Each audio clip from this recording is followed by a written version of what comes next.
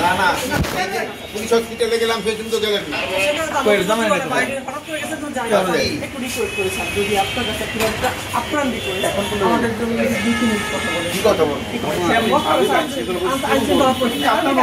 গোপালগঞ্জের পরিস্থিতি আমরা নেই স্যার, আরো মিডিয়া আছে স্যার, এখন বললে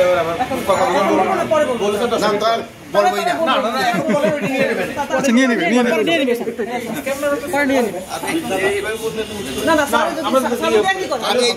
গোপালগঞ্জের এখন যে পরিস্থিতি, এখন পরিস্থিতি মোটামুটি নর্মাল।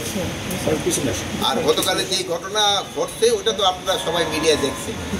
না কিন্তু গতকাল ঘটনাটা ছাড়া আপনার কাছে কি মানে গোয়েন্দাদের কাছে আগাম তথ্য কোরকম ছিল না? তো ছিল না স্যার, মানে গোয়েন্দাদের তো তথ্য ছিল, বাট এত পরিমাণ যে হবে ওই তথ্যটা হয়তো ছিল না। আপনাদের উপরে যে আইন শৃঙ্খলা বাহিনী এটা শৃঙ্খলা রাখতে পারেনি, এটা অভিযোগ করছে এনসিপি নেতারাও, এটাকে আপনি কিভাবে? এটার ব্যাপারে মানে অনেকে তো আপনিও তো অনেক কিছু বলতে পারেন, যার যার বক্তব্য শেষে দিবে। আমরা